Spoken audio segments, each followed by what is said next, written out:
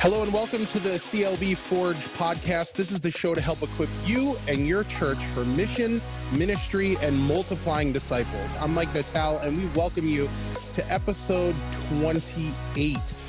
We are filming it on September 28th, and then Ryan, you had mentioned that this is going to get aired on December 8th. So a lot of eights going on for today. If you listen to Ryan and I's podcast, you know that we have a question that we like to ask a lot of our guests who sign on. And since we have so many guests today, we're going to attempt to do this by a show of hands. All right. And we won't let you know which side we go on. But Ryan, we're definitely going to keep track of how many people actually like this. So here's the way that we're going to do this. First up, you're only allowed to vote once. Okay, this is it. And this is the biggest question we're going to ask you guys all night. So we want you to pick which one is better. Do you prefer Star Trek or Star Wars? And so if you are a Star Trek fan, we'll ask you to raise your hand now. You can only pick one. Oh, Dallas. That's surprising, Dallas. All right. Look at all these people with their thumbs up and stuff. Okay, let's see the Star Trek people. Wait, Star Trek? I mean, Star Wars people, sorry. Oh, man, look at all those people. Nice. Yes. I'm loving it. It looks like Star Wars, as it always does, takes it. Great job, guys. Hey, we're really excited to have all of our guests here today. And to the listener, today we're going to be talking about caring for your pastor, which is something that's super important. And I know for the most part on our podcast, we have at least one guest, but today we have two other guests who are on a panel, a discussion team, if you will, about caring for your pastor. And so other than Ryan, do you want to say hi really quick? Hi, really quick. Moving on to the next person, Mark. Mark Johannesen is also a person who is on the panel. Mark, would you like to tell us a little bit about yourself? Yeah, I'm associate pastor at True Life Church in Rochester, Minnesota, and originally from Succassana, New Jersey. Hey, word up, Succassana. There we go. Represent hometown. And then our other panel individual is Jeff Seaver. Jeff, would you like to say a little bit about yourself? I'm a rookie on Zoom, so I don't turn my mute off lots of times. No, but I'm up in Fargo-Moorhead, up in the Red River Valley of the North, and I'm lead pastor at Triumph Lutheran Brethren Church, and we have campuses in Moorhead and West Fargo. So tremendous. We're happy that we were able to get a group of pastors together in order to talk about this, and then have so many individuals who aren't pastors who are here to listen and to also give some of your perspective on this matter. So I'm going to pass it off to Ryan, and he is going to get us started. All right, great. So we're going to move through we're going to talk in about an hour about a subject that we could talk about for a week. So we will not do justice to any one topic, but we want to just kind of give you a quick overview of some important ways that you can care for your pastor. So here's our plan for tonight. Part one, we're going to spend about 20-25 minutes talking about caring for your pastor during COVID, some specific ways, just to make you aware of some specific things they're dealing with during this time and ways that you can help in a very unique way. And then part two, we're going to talk about caring for your pastor in any time. These are just some very general good care principles. As Jeff had said earlier today, they're great anytime, but they're especially important and valuable right now. And then for our third part, we'll have a little bit of time for Q&A. So with that, we're going to jump into our first topic here, caring for your pastor during COVID. There's a couple of things that I want to make mention here, just to set the stage here. So there are, some of the potential trends from COVID that are potentially developing. Hopefully not, and not certainly the case in every church, but just to be aware, people in the broader church community that are studying the effects of COVID. There are a couple of trends that are being anticipated. One is that churches will come out of COVID, many of them will come out 20 to 40% smaller, that a lot of churches will lose a fifth or 2/5 of their orbit of regular attendees. Another is that churches will come out of this time more inwardly focused. One of the challenges of the church today is that a lot of our attention, our finances, our resources, our programs are focused on the people who are already a part of the church, and not so much on the broader community. And the default response that we're seeing to COVID so far is, instead of turning outward to serving the community in new ways, some churches are doing that, and they're growing, and they're seeing vitality, and they're becoming stronger as a result. But the default response is that churches are becoming more inwardly focused. And that's another challenge for church leaders to address and face. We'll be talking about that stuff in more detail in October. There are some also, potential delayed economic impacts of the pandemic, and especially in the U.S. with some of the stimulus programs. As they run out, it's possible that there will be some economic repercussions that we haven't felt yet that could come down the road. So those are some of the challenges that are facing the church long term, in terms of, in addition to some specific stresses that your pastor is very likely experiencing. And I'm going to ask Jeff, if you would, Dr. Seaver, if you would talk about the first couple here on this list. I'm going to share my screen again with you. And as Pastor Seaver talks about the first couple of things here, the emotional wear on pastors, impacts of volunteerism, and masks as well. Go ahead, Dr. Seaver. Hey, Ryan, just a heads up. That says the upcoming webinars. Oh, you're changing it now. All right, sounds good. Yes, I'm technologically impaired. I got you. I'm just looking out for you, man. For that. Thank you very much. Okay, so first of all, I think it's really important to acknowledge that pastors aren't the only ones that are feeling emotional wear during this time. That's pretty obvious, but one of the things that this is giving us as pastors is to feel kind of in our role what many in our congregations are feeling as much, or perhaps even in a bit of even a more profound way. I mean, as I've talked to people in our church, like social workers, I'm thinking of a gal who is in child protection that has to go into homes and do the hard work of moving a child to safety that's in a very dangerous situation. That's becoming more of a reality, and you can imagine that some of these people that are seeing the result of isolation in our community, like many of yours, parents are not only trying to keep a family going and make enough income to cover their family expenses, but people that aren't trained as teachers all of a sudden are teachers. And one of our staff members who's had experience homeschooling said, "Don't call this homeschooling, call it crisis schooling, because it's nothing similar to homeschooling." So our people are feeling it. So in one sense, the fact that we're feeling an emotional drain or wear actually gives us an opportunity to empathize and connect with our people. But with that said, because people kind of turn to us for a sense of hope and a sense of kind of making sense of all of this. And a lot of us as pastors have a shepherd's heart. Some of us are more kind of leadership wired and like to take on problems and fix them. Some of us feel more of the problems that the people are in the midst of, and especially if you're like a pleaser kind of a personality.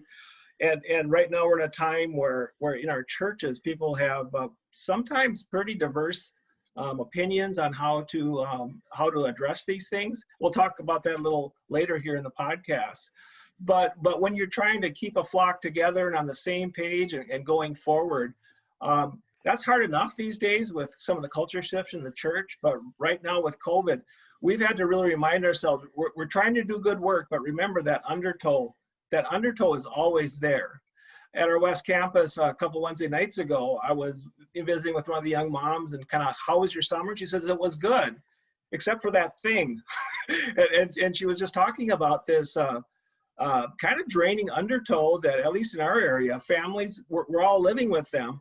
And so as we've been trying to do the work of loving and leading God's people in a responsible way, we're doing that. And at times that undertow feels like kind of a spiritual deficiency, like I'm not trusting God enough, that I should be smart enough to figure this out. And of course, we're, again, pastors are different, like the parishioners are different.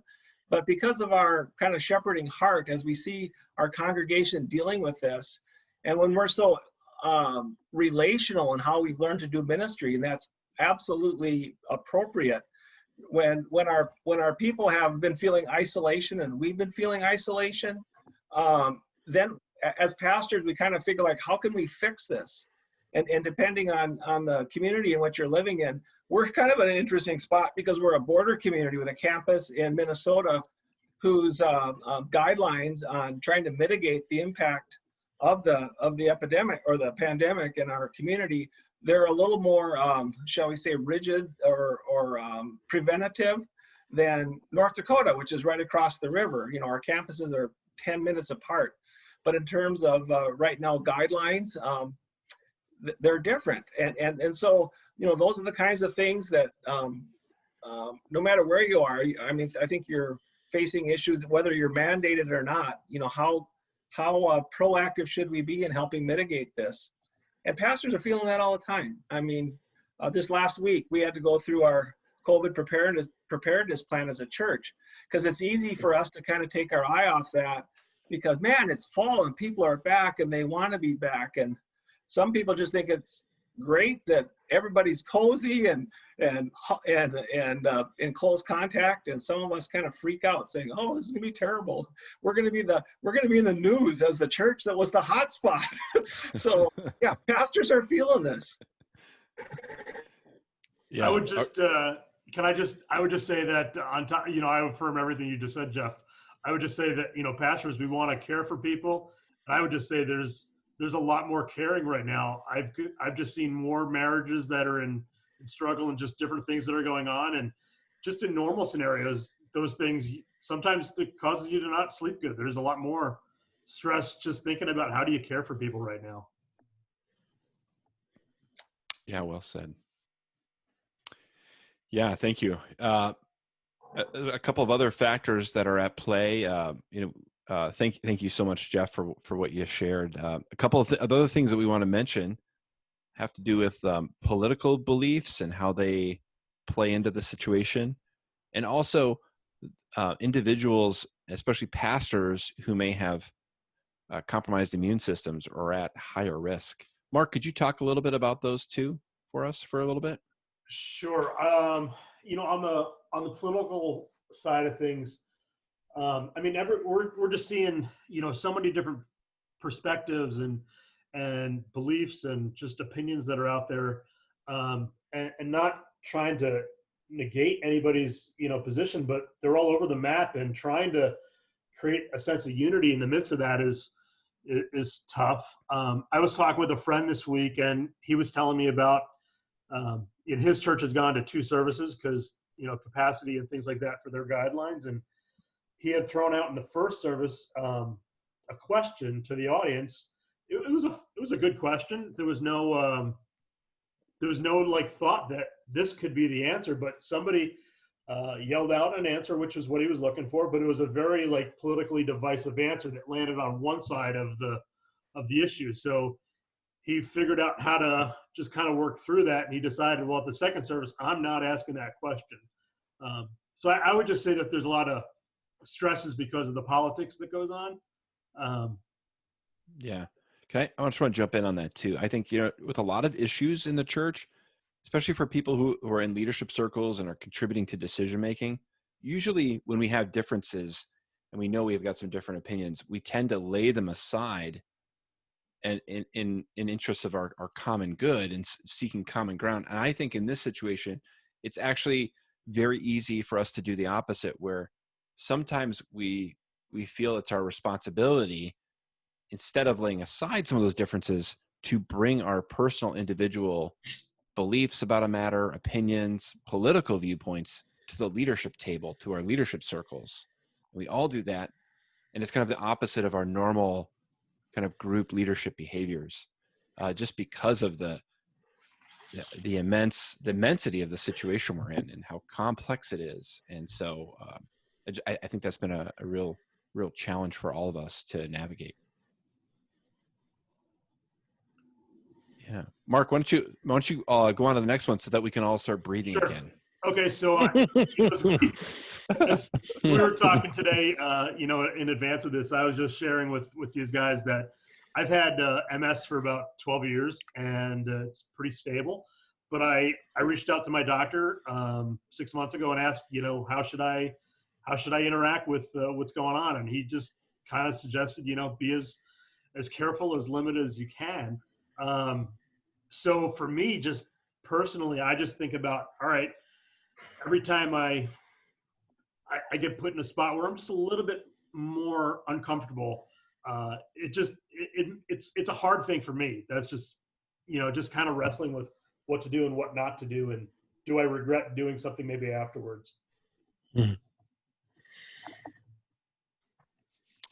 Yeah, I think as pastors, like my wife and I actually have a little different perspective on how to approach this time. And I'm probably a little more concerned about being cautious than she is, but because of, as your pastor is in so many different situations where he's with people. And so if your pastor is feeling, and it's easy to be misunderstood that this is a fear thing. And I'll just say personally, for me, it's not a fear thing. I'm really not like paranoid about getting COVID, but because of some of the, like yesterday afternoon, I spent some time with a couple where he's going through cancer treatment. He's on chemo, he's had radiation, and we have this situation, and my choice to be more careful in other situations makes that less, and certainly we masked up and social distance and all that, but your pastor wants to do what he can to care for your people in a way that is the safest for the people that he's caring for. So it's hard, but I mean, I think we're called as leaders to try to model a sense of carefulness that and we have to explain it, because certainly there are people that see this as a kind of a fear conspiracy or whatever. But as shepherds with some of our flock that's not only vulnerable, but they're feeling a sense of uneasiness, seeing us model that and talk calmly about kind of why we do the things that we do is really important. Because even though we may not be as pastors compromised, we're always in contact in the course of the week with people that are. So. Yeah, great way to put that. Yeah, thank you so much, Jeff. We want to turn our attention to a couple of ways that you can help your pastor, because of some of these stresses and factors that are going on right now. So one is volunteer. There are volunteer shortages. This has been a time when I think a lot of hardworking people who are giving of their time got a break from that. They got a kind of a sabbatical from some of their ministry engagement commitments, and it was probably a much needed break. And kind of a trend that's going on is that it's difficult in some cases to re-engage volunteers when needed. So you can help by volunteering and asking your pastor how you can help. Another thing that's great is re-engaging in on-site ministry. Mike, can you talk about that? Yeah, I definitely. I mean, just to echo what you said, Ryan, about volunteering, I would really encourage you that if you're a pastor, I know one of the things that I've kind of struggled with at first is if somebody were to call me and be like, well, what can I do? And I was like, I don't really know. I need to think about that. I've started actually to make a list. And so if I have parishioners who call and they're like, hey, can I help you with something? Can I take something off your plate? Can I do this? I'm like, oh, yeah, I got this list. And then I go to my list and I'm like, okay, I need this, and this done. Do you want to take one of them or all of them? And luckily, I have a decent chunk of people in our church who really spend a lot of time hounding me, being like, Mike, what can we help you with?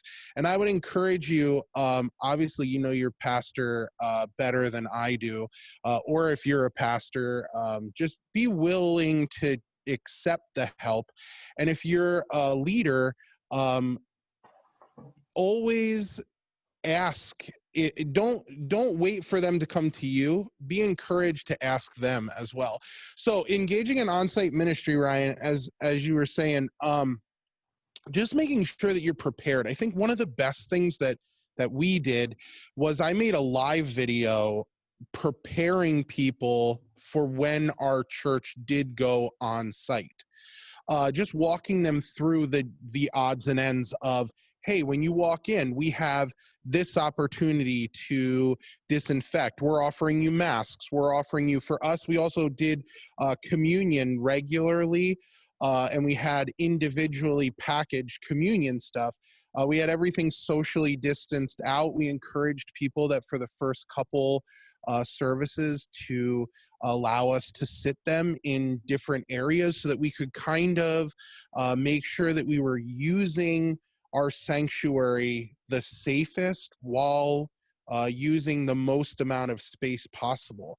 So I would encourage you guys, if you haven't thought about different on-site ministries, really spend time thinking about how you want to open those, and how you want them to go. And don't be afraid to write lists of how you would like to see them, because it's always easier to make exceptions than to make rules as you're going through stuff. So I would very much encourage you to do that as you are looking into on-site ministry. Ryan, are we talking at all about like website stuff or online No, ministries, or not really? Not really today. I mean, I think kind of Sweet. the point here is that your pastor may be feeling shorthanded Yeah. for on-site stuff. So if you're physically, if it's safe for you to help out, it may be that, because doing on-site ministry is so different, that there are all kinds of new ministry roles that are there, and people may need help. Your pastor may need help filling some of those roles.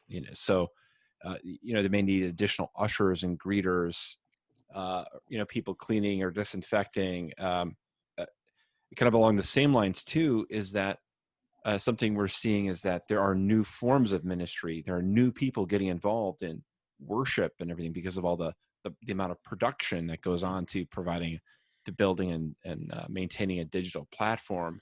Just being open to supporting new expressions of ministry that are going on, I think is a real big help too. Yeah, definitely. I mean, the next point, embracing new ministries. One of the things that I always point out, and I pointed this out a few times on the podcast, is, God created us in a way that we are resilient and we are adaptable.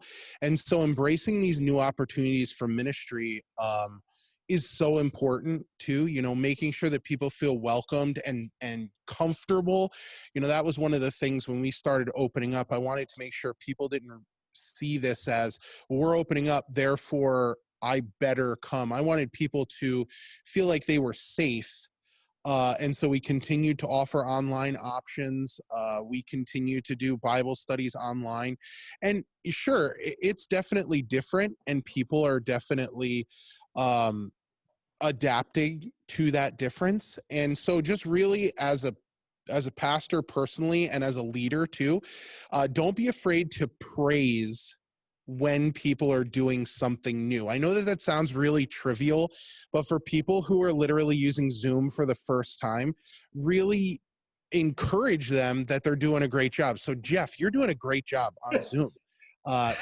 Knowing that this is your first time. You're welcome. And if I could, I would give you a pat on the back. So I'm going to give you a digital pat on the back now for the great job that you're doing. But I think that that's really important, to make sure that we praise the little things and make sure that people realize that these are big steps, even if they seem kind of trivial. So that's what I would say is probably most important about embracing new ministries.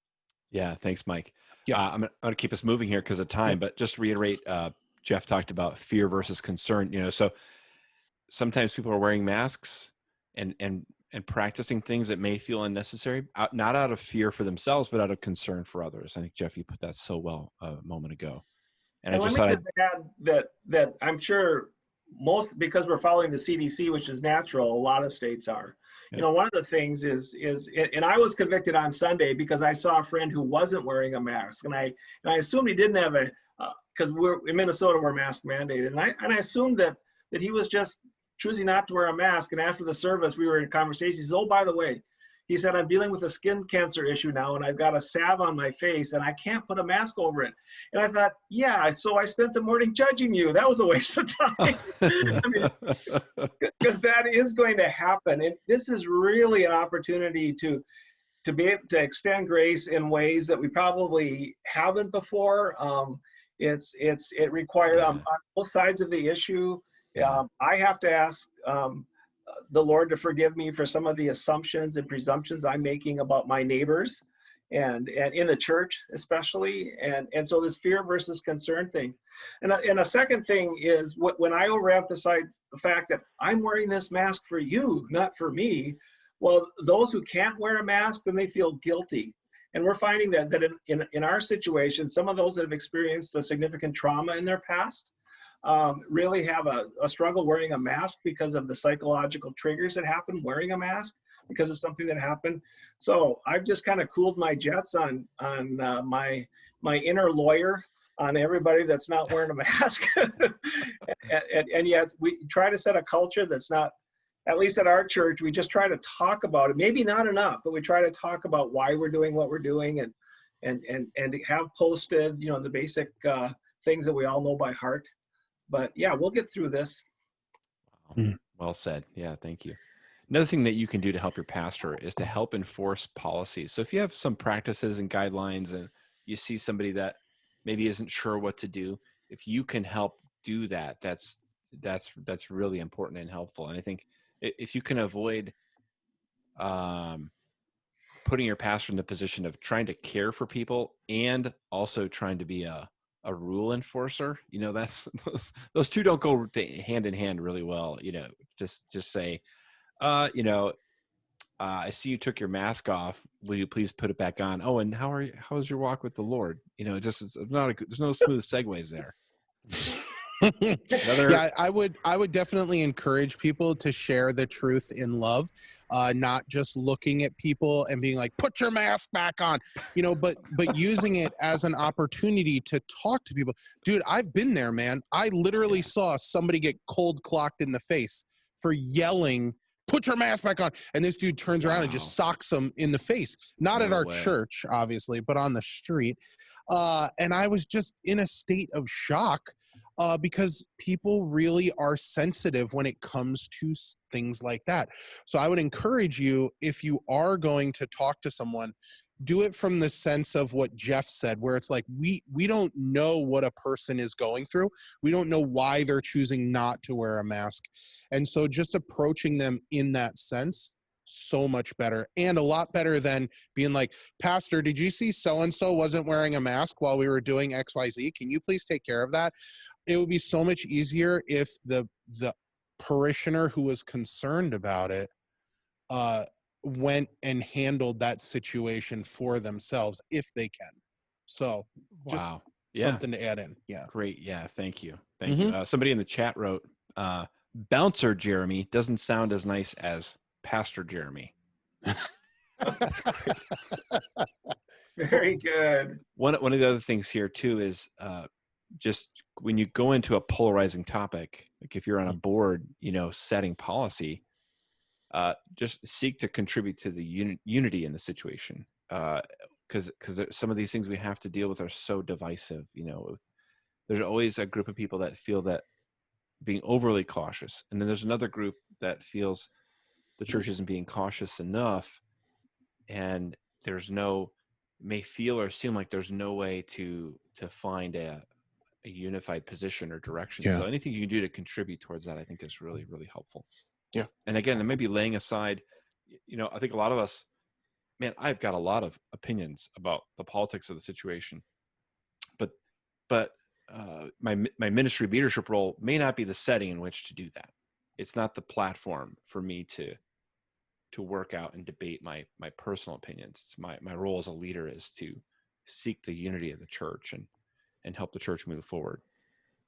Let's move into our second topic here.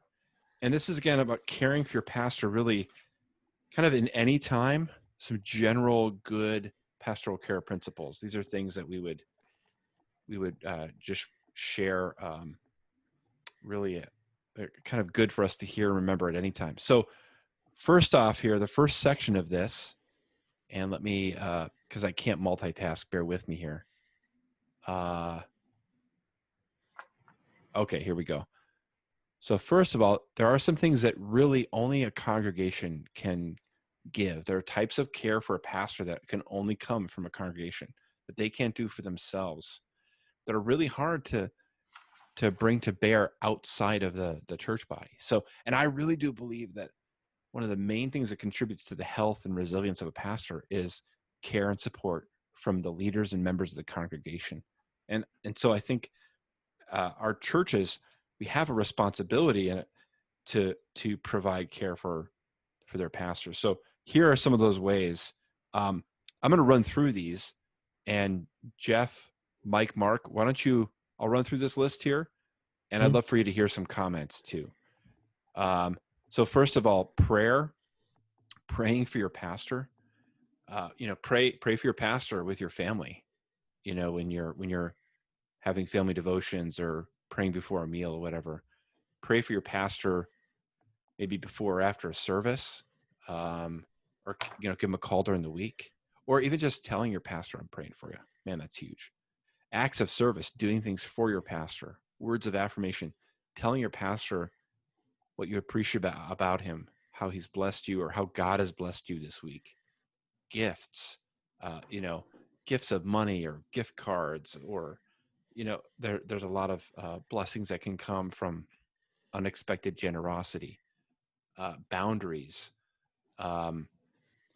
helping your pastor to take time off when he's supposed to take time off, whether it's his day off or his Sabbath or vacation time, that he's actually doing that. Oftentimes churches reward workaholism, and nobody discourages a pastor from working 60, 70, 80 hours a week, and instead we praise it. And so your pastor may be burning himself out and needs someone to say to him, hey, are you using your vacation time? Have you used every single day? And then we'll talk about time separate. But before we go on there, Mike, Mark, Jeff, you guys have any comments on any of these you'd like to share? Well, I would just say that Sunday when Beth came up to me after the worship service and said, I imagine this has been an especially stressful time for you. I just want you to know that I'm praying for you. And that might seem obvious, but to have that verbalized, and I got a text from a young elder named Corey during the week that he said, I heard this song on the radio and I thought of you, and I just want to let you know that we love you and we're caring for you.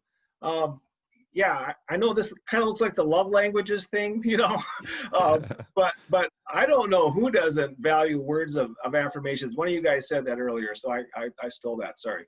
But yeah, really, I mean, to hear that from the congregation, it's like gold. So yeah, I would comment on that one. Yeah, thanks. Mike, Mark, any comments before we move on? Do you guys want to I got a really nice text Sunday afternoon, and it was a nice, hey, I brought it home and I showed my wife and I said, hey, look at this, read this. And it was just encouraging to me. It was encouraging to her. I would just say, don't just text maybe the pastor, text their family. Let them know that you appreciate it.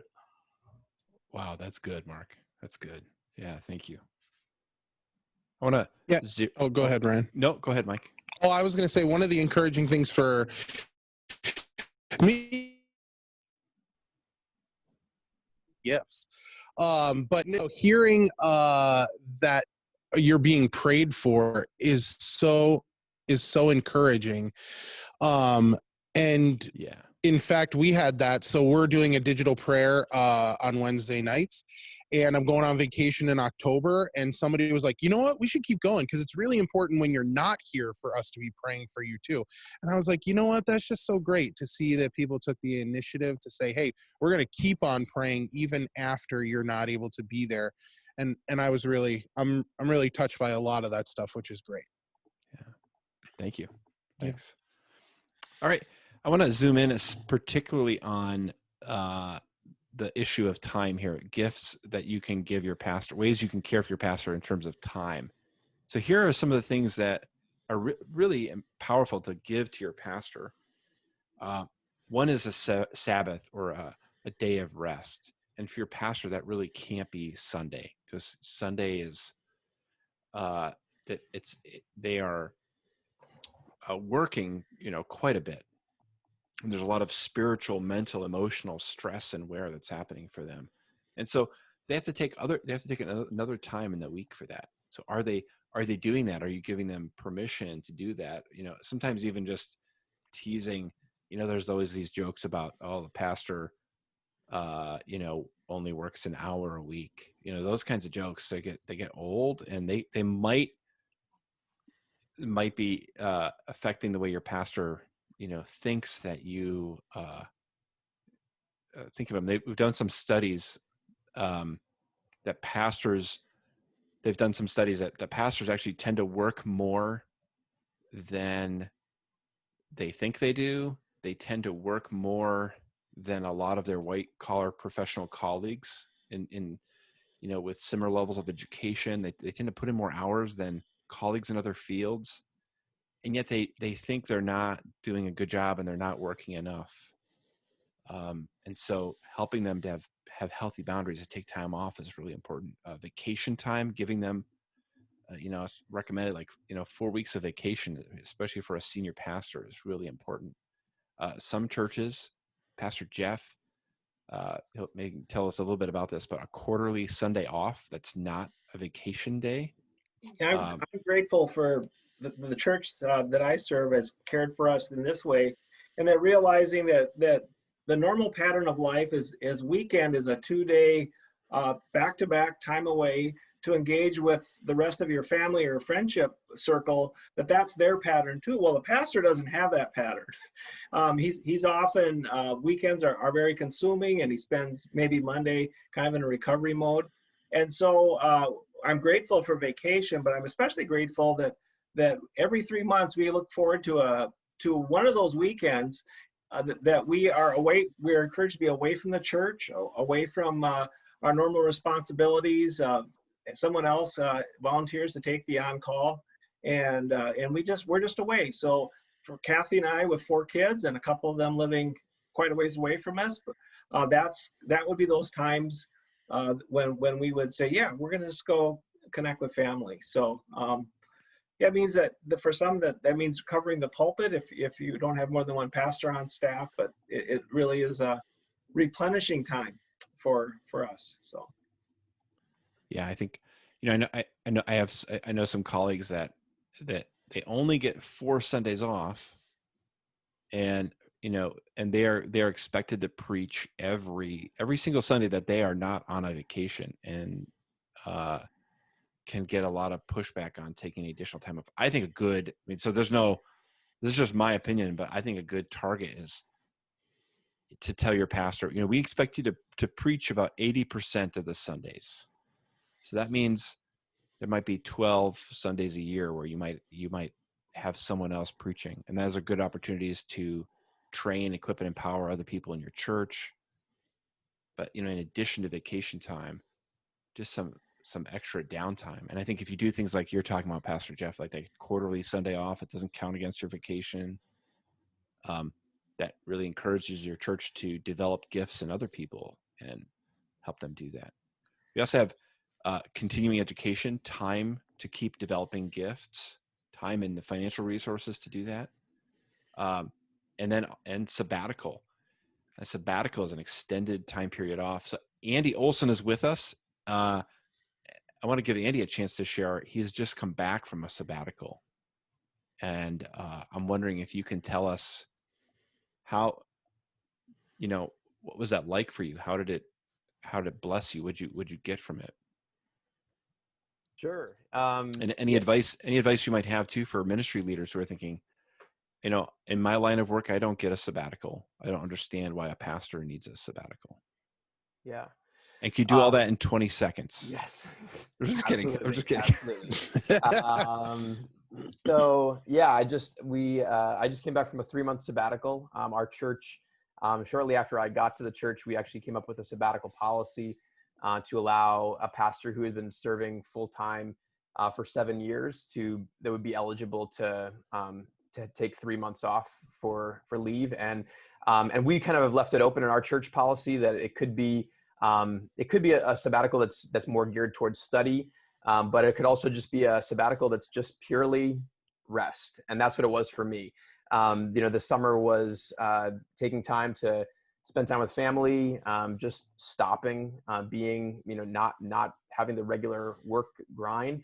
And one of the things for me that was just powerful, I think, was the way that I was able to just focus on my relationship with God in a new way, in some ways that's not tied to ministry, where it's not always I'm reading the Bible because I'm preparing a message or I'm preparing a Bible study, and actually developing like good rhythms in my life that are feeding me. So having the space to do that, and not feeling rushed into that, but having extended period of time to think through those kinds of rhythms has actually been huge. As I've come back now, I've been back for a few weeks, and I've been able to kind of bring some of those patterns, some of those rhythms that I felt I was able to establish during the summer back into my life now. One of which is, having a real full Sabbath every week, where it's just everything's off, like the phone is off. And I realized, like, in the past, sometimes that I would cheat on that sometimes. And, but we're actually like protecting that and having it be a full rest. So having the extended time was just really rejuvenating for me. And I would encourage, other, church leaders to consider that for your pastor. There's that emotional toll and sort of just the week in and week out of preaching and ministry that wears over time. And I think being able to have time to step away, just personally, but also it kind of gave me a fresh perspective even on ministry, and kind of as I'm re-entering, thinking about, having the space to kind of pray and think about where is God taking our church in the future? What are my gifts? What are ways that I can contribute to that? Was just really powerful. So thanks for letting me share. Andy, that was a great summary. Yeah. And I know we're going to have you back on the podcast to talk more about sabbatical in more than just 5 minutes, but I really appreciate that. And now that you put that out there, you can't deny it, Andy, because it's now canonized into our podcast. So you have to come back on. Yeah. We didn't ask you. Sorry. We voluntold you. Yeah. That's just how we roll. Right. Yeah. I'm happy to. That'd be fun to do. Yeah. So I heard one pastor, as he was wrestling with how to explain, why a sabbatical is valuable. One person say, there's this kind of like what you said, Andy, there's this kind of emotional enmeshment that builds a relational investment that never lessens. It only builds and grows and grows and grows, and that accumulates. And it's good having that kind of extended break allows for some refreshment and renewal from that type of enmeshment. And another time I heard that explained, the need for a sabbatical was a pastor found this explanation that it's kind of like if you think of a car. So I don't know, we should compare pastors to cars, but if you think of a car, there are times when you do preventative maintenance so the car doesn't break down. And I think sabbatical, a lot of these time gifts are really their preventative maintenance. And I know a number of pastors who have had to go open for call who have felt like that, but really what they needed was a sabbatical. They went open for call because they knew they couldn't get a sabbatical.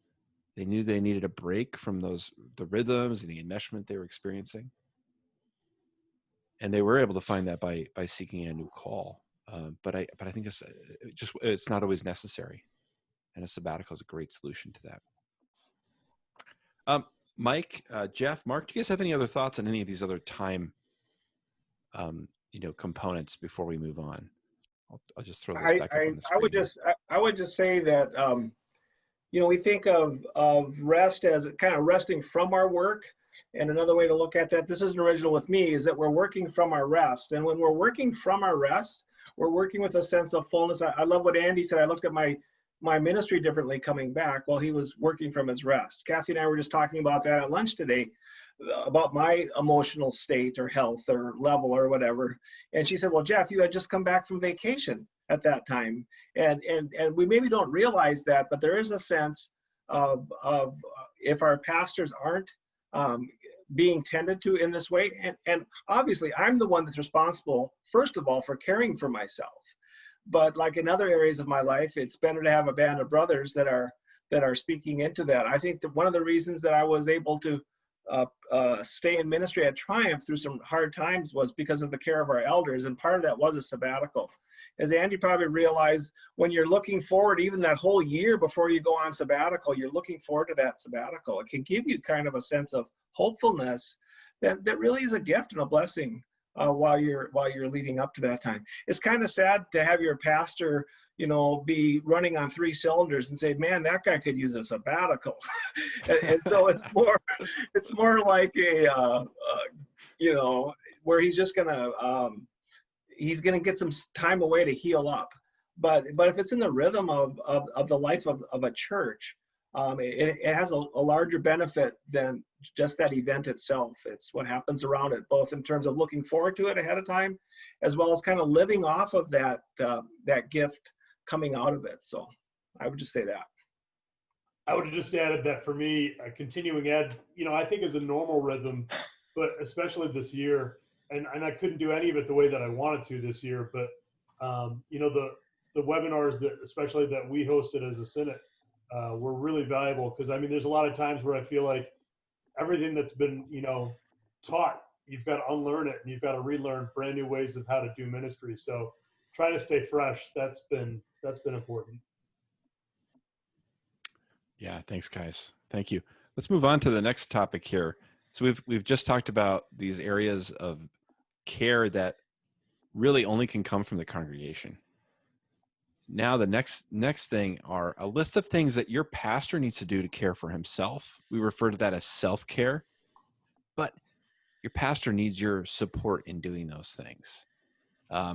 Self-care, it sounds like it's this very selfish solo activity, but really it's a very much a community engagement with the pastor. So it involves a lot of people, but it's kind of on the pastor to welcome that, to seek it out, to invite it in. And it's important for the rest of us to be aware of that. So somebody once described in one of the resources that we're going to share at the end here, somebody mentioned that most people in their lives, they have three types of support, and that their life is like a 3-legged stool. And one leg of the stool is work, another leg of the stool is family, and a third leg is their faith community. And together, those 3 provide stability in a person's life. And if there's trouble in one area, generally you can go to the other 2 for support and stability during a time of uncertainty with one area. But for a pastor, it's a 1-legged stool. Family, work, faith community, they're all together. And so self-care can be really, really important. And I'll just mention a couple of things here and invite our panelists to speak onto these. Personal spiritual formation, the spiritual life and development of the pastor is important. Time with people in the support network. So your pastor needs a variety of people to care for him. His wife, time with them too. Wife, family, kids, their friends, peers, other people who do what he does. Mentors, somebody who's been where your pastor is going. I can speak into that. Coaches. I'll ask Mike to talk about that in a little bit here. And other people that can give advice and speak wisdom into your pastor's life. And then your pastor may need help setting and pursuing goals in life that maybe get drowned out or don't get as much attention. Physical goals, physical health, emotional, relational, spiritual, financial, and avocational, hobbies, things we do outside of our work. Those are all some very brief, it's a very brief overview of a big topic, but self-care is something that your pastor may need your permission to do, and may need your encouragement so he doesn't feel embarrassed to have to be intentional about doing some of those things. So our panelists, do you have any comments on these areas here that we've just run through? I would say if you have a calendar, put stuff. So one of the ones that I want to talk about is spiritual formation.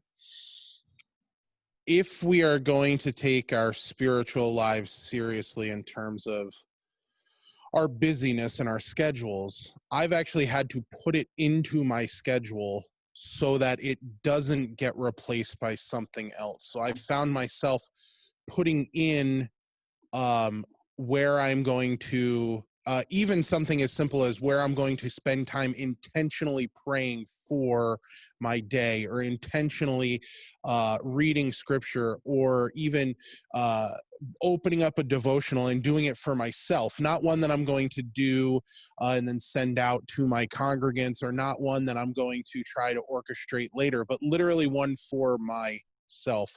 And one of the things that I always love pointing out, and I constantly have to remind myself of it too, is when we see Jesus doing a lot, he is always doing it with prayer, in terms of he is praying first, or he went up a mountain to be alone to pray, or when he woke up in the morning he was praying, or before they ate he was praying.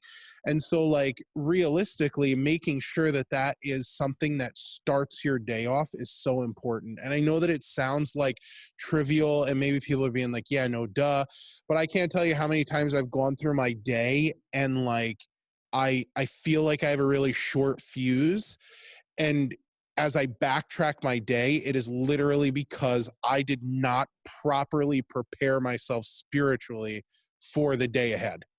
And so I just want to encourage people that of how important that really is, in making sure that you're prepared, because you're going to get attacks around every corner, especially now with COVID. And a lot of times it's easy to personalize it. It's easy to feel like they're attacks on yourself.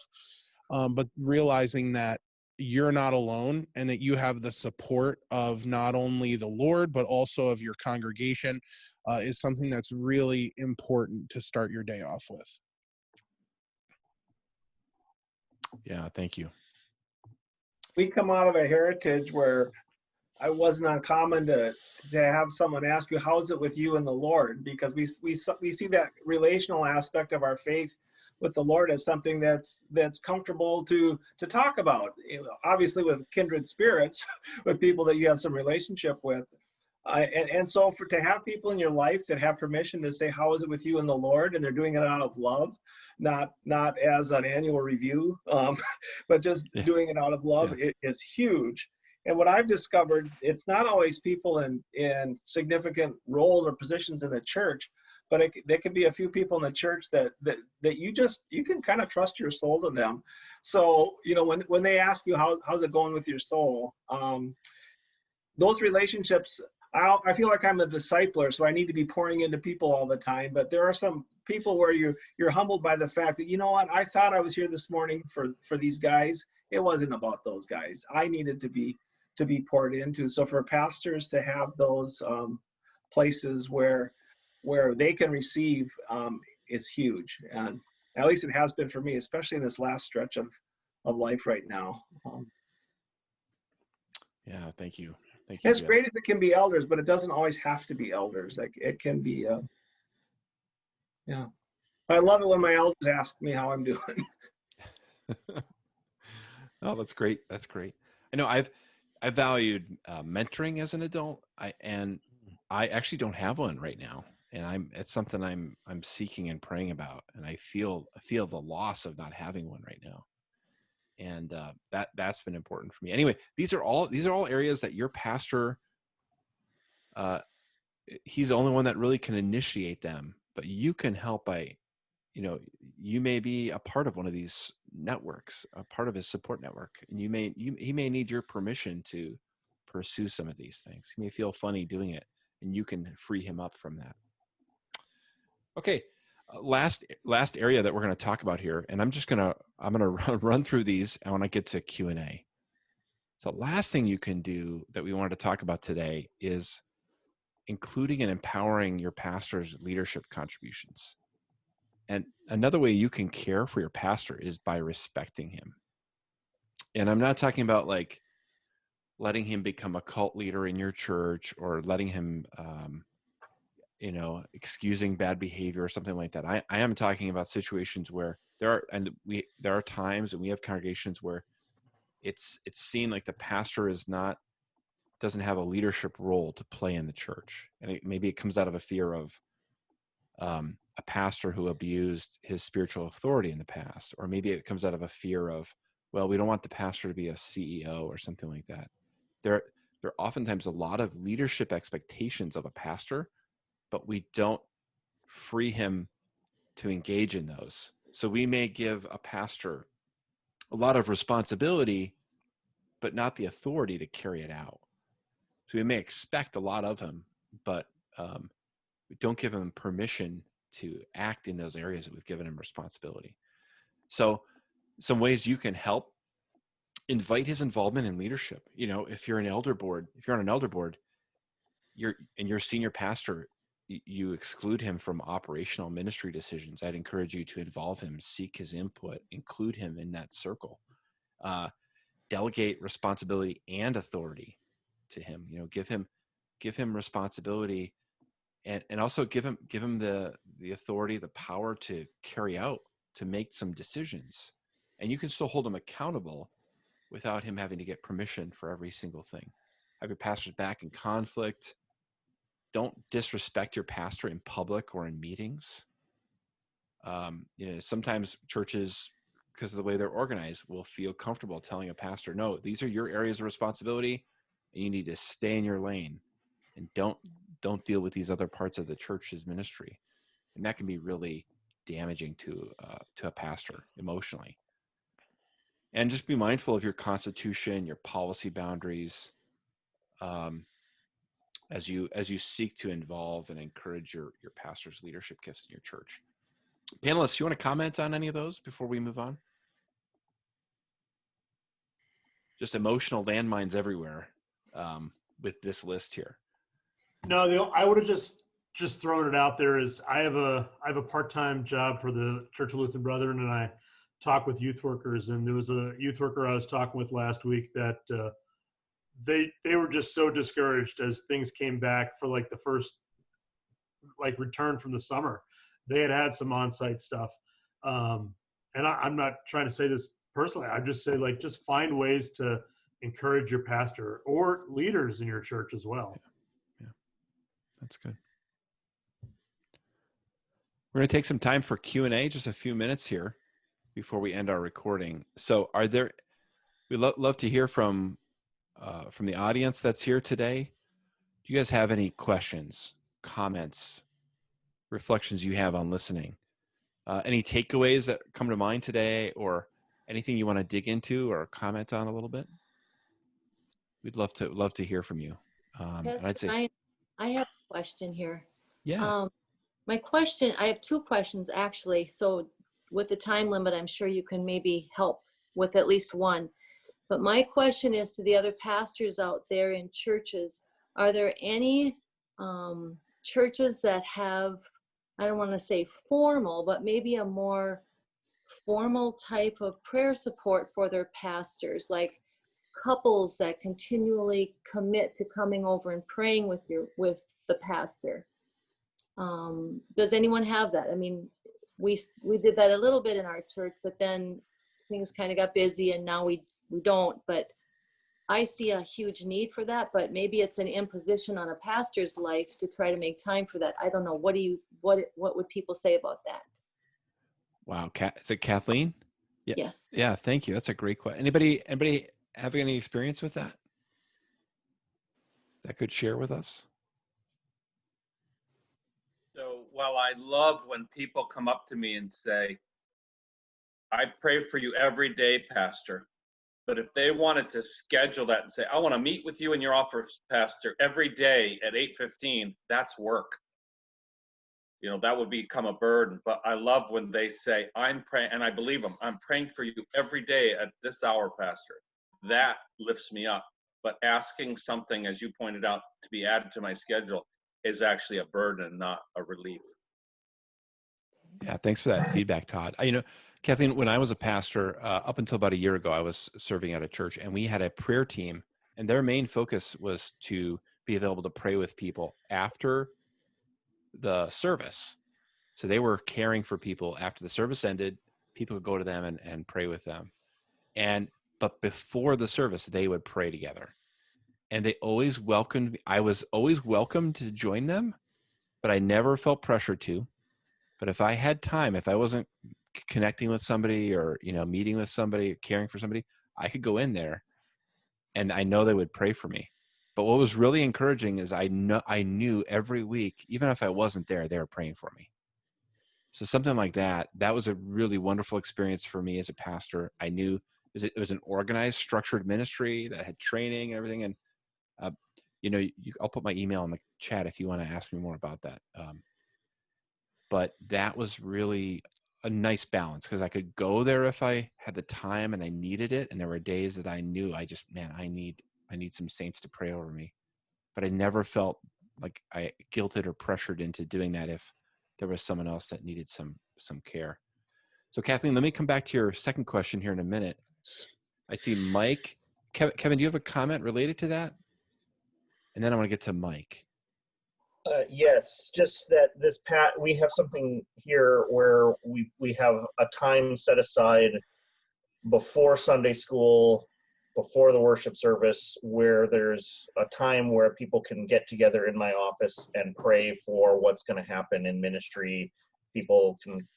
Anybody's welcome, but it typically ends up being some of the elders and their wives and a couple other stalwarts. And just this past Sunday, one of the participants asked me, is this helpful to you, or is our using your office and your space a hindrance to you on Sunday morning? And just asking that question was a huge relief for me. But I would affirm what you're saying, Ryan, that having them praying every week, whether I'm in the office with them or not, is helpful.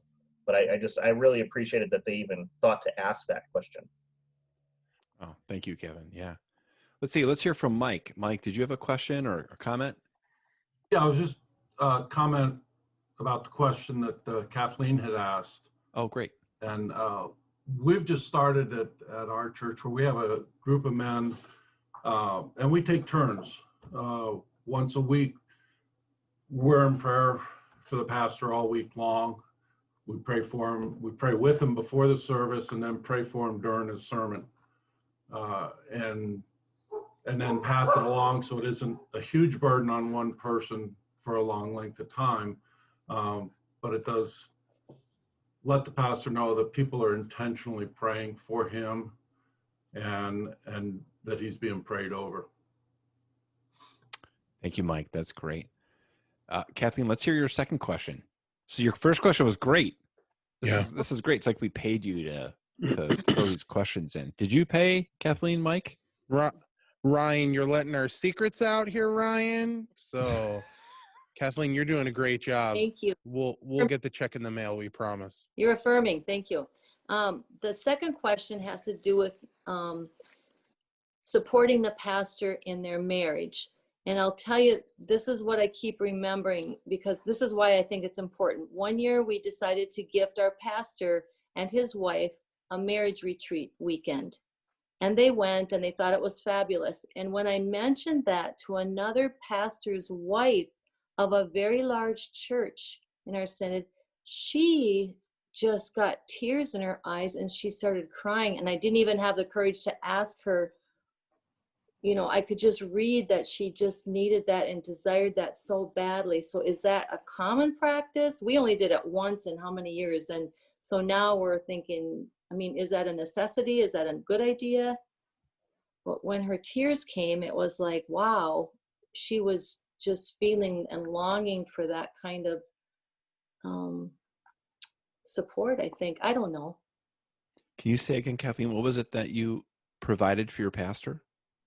We provided a marriage retreat weekend so they could go away. Somebody was to help them be able to just enjoy that time. And when I mentioned that to another pastor's wife, she just started crying and I didn't even ask her why. So you sent them to a conference or something that was happening elsewhere, or a retreat center Of or their, something like that. of their choice. Yes. Okay. Yeah. Anybody here today have some experience with that? In the first years at Triumph, again, these are just points where a sensitive leadership team, they sent Kathy and I away. Like every couple of years, we'd be sent away during the winter time to a conference.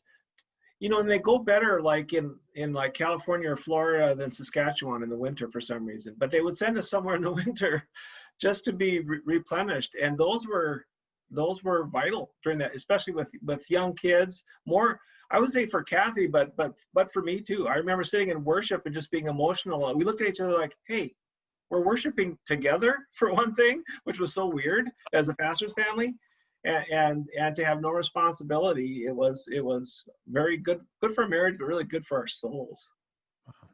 Yeah, thank you. If I can share from the group, Todd said a marriage retreat or just a prepaid weekend getaway is a huge gift to a pastor to show that they value not only them, but also their wife and the team that they are in ministry together. So yeah, that's tremendous to be able to do that. And then Dr. Mathiasen said, as a pastor and a missionary, I had colleagues that I would get together with regularly, and we would have mutual sharing and prayer time together.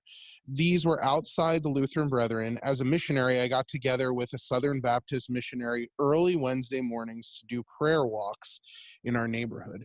And that's tremendous, you know, thinking about furthering the kingdom, not just Lutheran Brethren, but the kingdom of God, working together to encourage each other is something that is incredibly valuable. So thank you for sharing both of that to the two of you.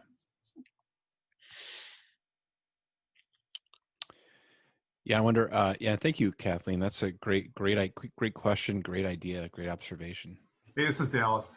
Hey, First Dallas. of all, guys, thank you. Can you hear me okay then? Yes. Thank you so much for all you've been doing with this program. This is incredible and an opportunity just to hear many thoughts. I know here where we, Pastor Bob Hegestead has been our pastor for many years, and he and Jan have given their lives, for these decades with us here. And now we're just bringing an associate pastor in as of yesterday. That's a lot of change. And so in the midst of the pandemic and bringing people in, I think the kinds of information that you're sharing with us from your hearts, guys, is really beneficial, because that's dealing with change on top of the environment that surrounds us, not just the COVID-19, but also all the divisiveness out in the secular world and the political climate and all those kinds of things. Just a time when we really need to stand together in unity, which you have emphasized as believers, but with our pastors. And one of the things I know with us, I've known Pastor Bob for 30 years, and we get to know, as you get to know as a friend and a brother, you get to know the personality as well. Like Brian and Mike, I know both of you guys well. And so with Pastor Bob, one of his key languages, if you will, is encouragement. And so I know that, and he knows me. And so sometimes when I can see him in between services and I can see that he is now really tired, emotionally, whatever, and he still has another service. He's going on duty again soon. And so I'll make a point just to come up informally, not a formal set aside time or something, just to pull him off and just to tell him how much I or Mary and I or we as a congregation, thanks. That is so neat. Your sermon was great. We appreciate that. Thanks for all you're doing. And I think that can really, just the informal stuff, like you guys are talking, sharing informal from your hearts, is so important, I think, as we stand together in all this. Yeah. Dallas, thank you, Dallas, for that. Yep. Next time I see you, Dallas, you're getting a hug, bud. I'm giving you a hug back. Don't worry.